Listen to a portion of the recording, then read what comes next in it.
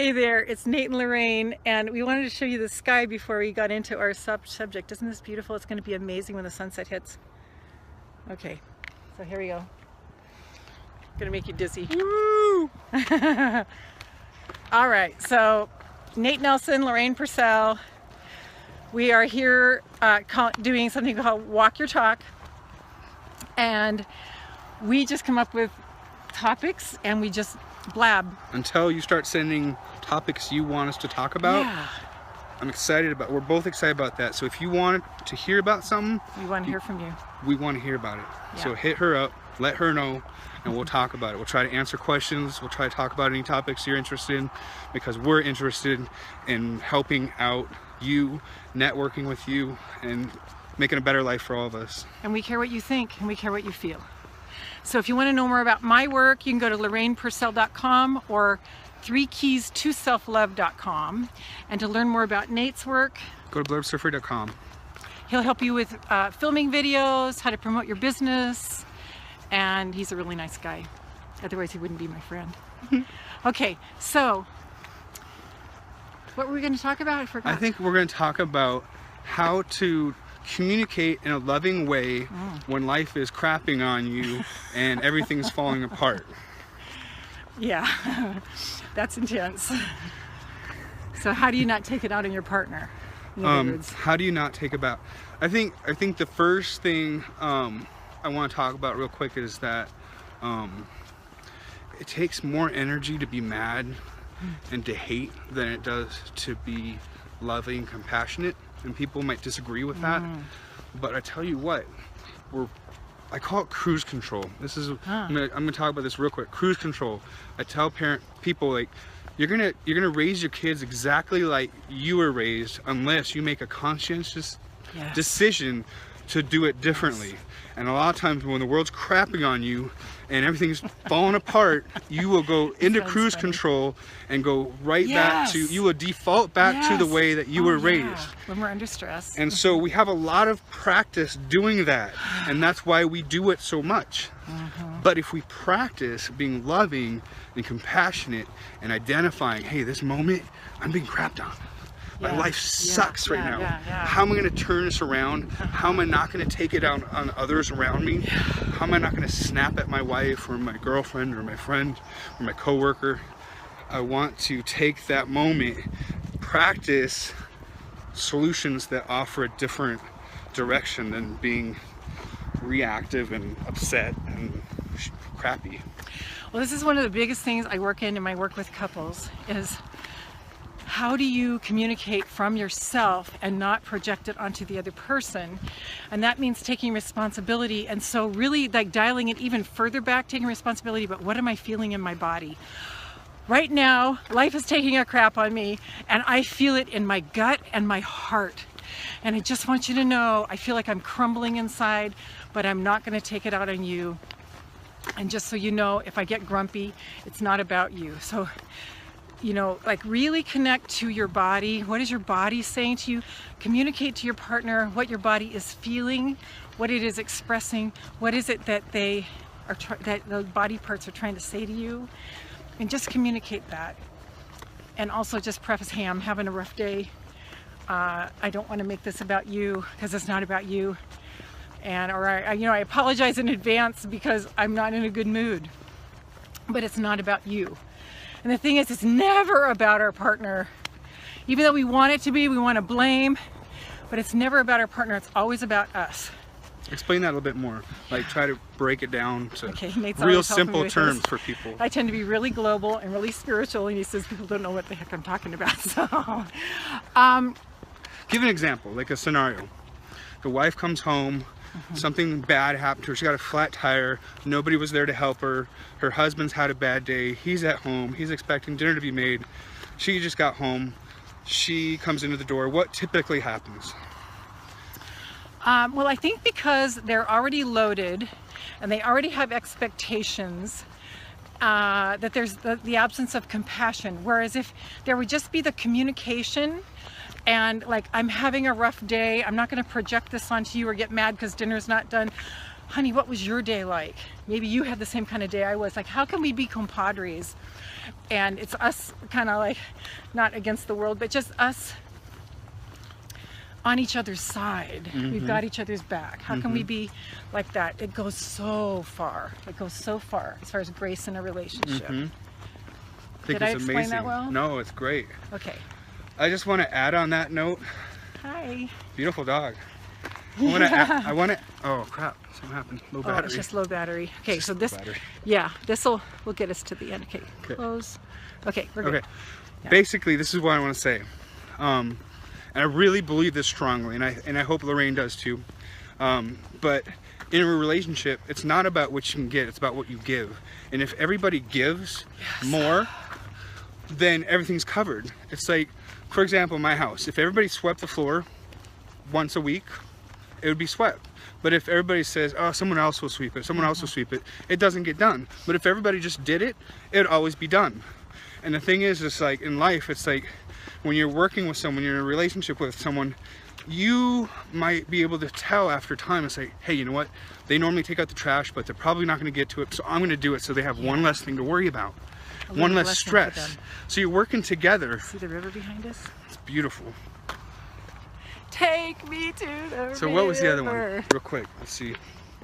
Oh, the other thing too that Lorraine talks about a lot, and I agree with her, the importance of balance in your health and what you're eating, the sleep that you're getting, the rest that you're getting, the time that you have for yourself, and having a date night, having time to spend with that person where it's not about work, it's not about the kids, it's just about us back on date night the way we were when we first met each other.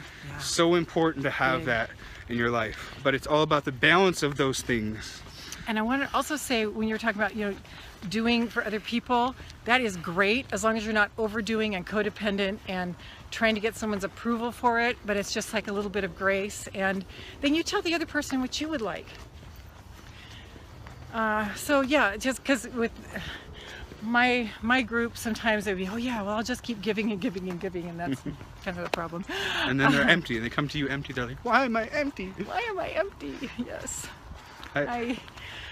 So now I want to talk a little bit about communicating. All right. In the past, I've worked in law enforcement as a police officer, and I've seen a lot of police officers, amazing police officers, amazing firefighters, law enforcement. My hat's off to you, especially today. There's a couple people passed away in New York, a couple people yesterday in Iowa.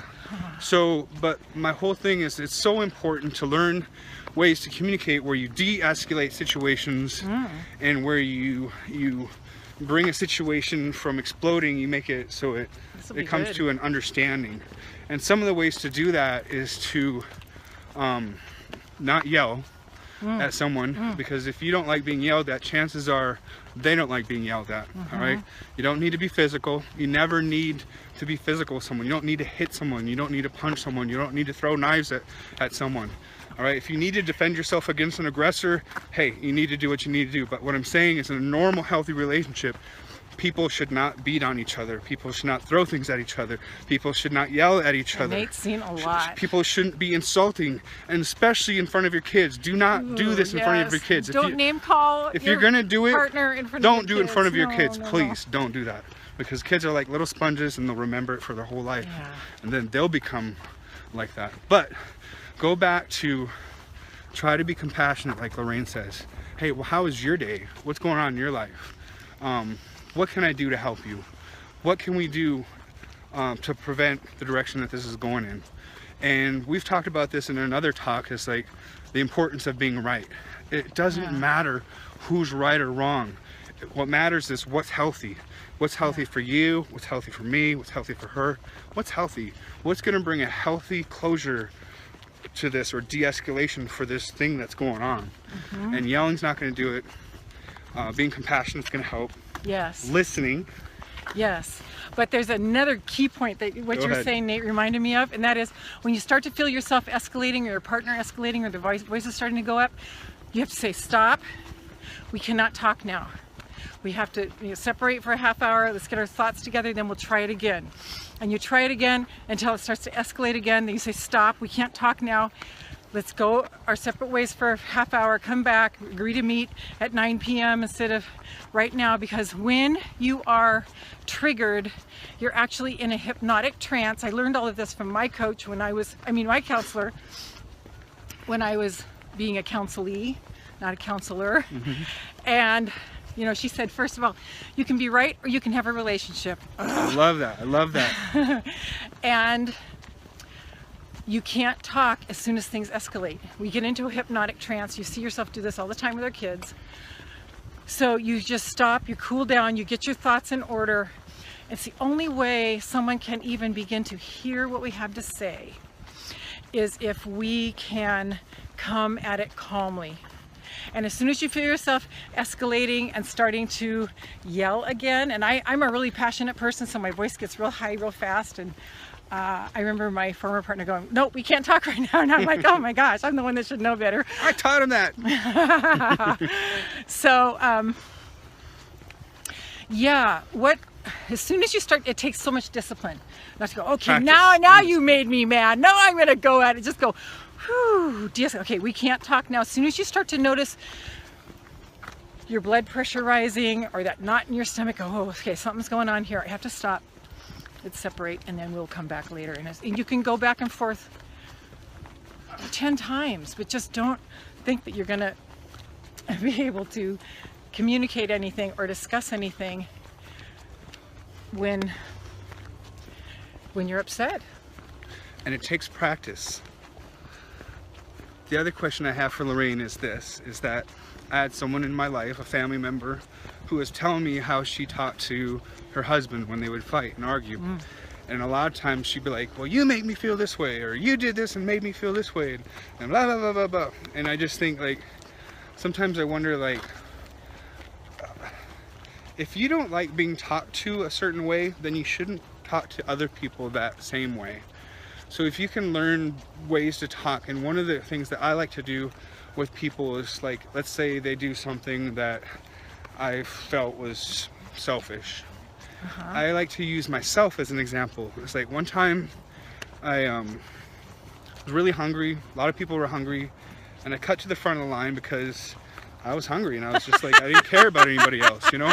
It was selfish of me, but I realized that after the fact, I was like, wow, that was really crappy of me to do that to other people because they were hungrier than me, probably. But I like to use myself as an example because one thing that it does, a couple of things it does. One thing is that you're not pointing the finger at that person. You're not saying they're selfish or they did this and that made them selfish. You're using yourself as an example, and that causes them to think, okay, well, what's a story in my life? Oh, there's that one time I did that and I was selfish. Now they're identifying in their own brain, their brain's going, and they start to connect it, and they start to realize, hey, I understand what he's saying, because they gave me an example using themselves instead of pointing the finger at that person, like, when you do this, you make me mad. You just use yourself and say, you know what, when this happens to me, like this happened to me once before, and this is how it made me feel, and this is what it did to me in my life. Then the other person, your spouse, your boyfriend, girlfriend, are like, I get it. And you're not attacking them. You're giving examples to them. And I think it's a better way to communicate. What do you think about that? I think that's great. If you can pull that one off, it takes practice. That is like amazing. Or like, remember that time when I cut in front of the line? Remember that? How selfish that was? You know, like, just because they'll know all your stories if they're with you. Especially if they're a woman. You know why there's so many more women than men archaeologists? Because like women love digging up the past. Sorry, it's just a joke. Okay, but that could be true. There was something else I was going to say. It's escaping me now because I put myself on the spot. So, what was this topic? How to, like, when the world's taking a crap on you and everything's falling apart, you can still communicate effectively in a loving and compassionate way. But you need to make a conscientious effort to do it. Otherwise, you will default to your cruise control mode, and you will be just like you were raised. You will respond just the way that your parents You learn because of your upbringing and your parents and the people around you up to that point in your life. All the more reason to work with a coach or a counselor, because that stuff is what I call a knee-jerk response, and it's the stuff we automatically do when we're under stress. It always comes from something. They say you're never angry at the situation at hand. It's always something that happened before. So what, one of the things I say to my clients is, when is the earliest time you remember feeling that feeling? And so they'll tap all the way back to their childhood, when someone slighted them. And it just helps to unearth it, and then you can let the sunlight and the warm air come in and clean it and clear it up, so that you can be a little more aware next time. So yeah. Does that wrap this up? Not quite yet. Not quite yet? Okay. I tell people, there's the saying, life gives you lemons, make lemonades, and I love it. It's a cute saying, all right? But reality is, life will crap on you. Hi, part two. We got a phone call. It interrupted. We got cut off. Sorry about that. Forgive us. Basically, I was at the saying about when life gives you lemons, make lemonade. It's a classic saying, but it's true. Every day, not every day, but the world's gonna crap on us and things are gonna fall apart. But it's okay, because when you practice persevering and coming out ahead when you get knocked down, you're gonna get better at it. So try to look at every situation and try to bring out the positive and say, what can I learn from this? What can I take? How can I help someone else that's in a situation? Like maybe your day's going well, but help someone else out that might not be having a good day. Yeah. Because if everybody did that, the world would be a better place. Yeah, no kidding. Working together to make the world a better place. I remember what I was gonna say. Do you know that it takes so many more muscles to frown, with this along with you saying it takes so much energy to be angry. It takes so many more muscles to frown in your face than it does to be happy and smile. Which just shows we are meant to be happy. We are meant to feel good. And whatever it takes to feel good, just feel good about yourself. And live your great big life. And live your great big life. Because, your face wants to smile. And other people, I do it with my sister when I was in Minnesota. I said, all right, we're gonna have a smile contest. She's like, what are you talking about? I said, just smile at someone like crazy, and see if you can get them to smile. Oh, nice. Because it's really hard for people not to smile when you smile. Some people look at you like, you're crazy. And it's like, some people will just snap a smile back, and it's pretty cool. Yes. Because it makes you feel better, And the more you smile at other people, guess what? When you need a smile, I learned this from Mark Victor Hansen, when you need a smile most, there will be a smile for you. And I find that all the time. I'll be sitting at the front of a stop sign, someone's making a left and they're just looking at me and they're smiling. Probably because I invest a lot of smiles. I've been doing that for years. Someone to smile. Just kidding. Yeah. Well, that wraps it up for me. Do you have anything more? I don't think so. We're sending you guys love. Thanks for watching. I hope this is, uplifting to you. Learning, maybe. And we'd love to hear what topics you'd love to have discussed. Nate he's been a civil servant for so many years in the Navy and police force and other things, and he's just an awesome human being that's seen so much and been around so much. I'm a former counselor, now I'm a women's empowerment and life empowerment coach. Awesome one. And I've been doing this for over 20 years. And so, if you have a topic, Stop here. Okay, if you have a topic, we would love to. Cut off again, but we're back. Sorry. In closing, Nate and Lorraine here with another episode of Walk Your Talk. And we'd love to hear your comments, your feelings, your thoughts. We are interested in what you think about and what you feel. And if there's a topic you'd like us to chew the fat on and walk while we talk, we'd love to hear about it. We'd love to hear about it. Talk about it. Walk about it. Walk about it. So what were you going to say? If you have a video or you want help with a video or social marketing, go to blurbsurfer.com. Hit me up. Blurbsurfer.com. BLURB surfer.com. Hit me up through the contact phone number or email. He'll help you with your videos. I'll help you with anything. Answer questions he's free. Awesome. All right. Also, Lorraine's going to tell you about something in a minute, but what I want to tell you is the internet is a great source for information on problems that you may have.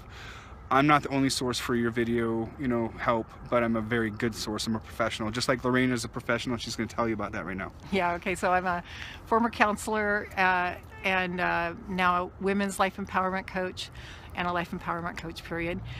And you can get all kinds of free uplifting resources on my website, LorrainePurcell.com. I have a TV show there and radio shows that are all about taking you to the next level in your life, overcoming depression, overcoming fear and self-doubt, and how to just get on with your great big life. Or you can go to 3keystoselflove.com. My website is LorrainePurcell.com. So, yeah. Thanks for walking with us today. Yeah, thanks for walking with us today. Remember, we enjoyed having you with us. It takes practice. Just keep practice. Just like walking. Keep going. Keep living your life. Enjoy every moment. Yeah, keep believing in you. Keep believing in your dream. Don't give up on your dream. Don't ever. Don't ever. We'll come and get you. Thank you. Bye.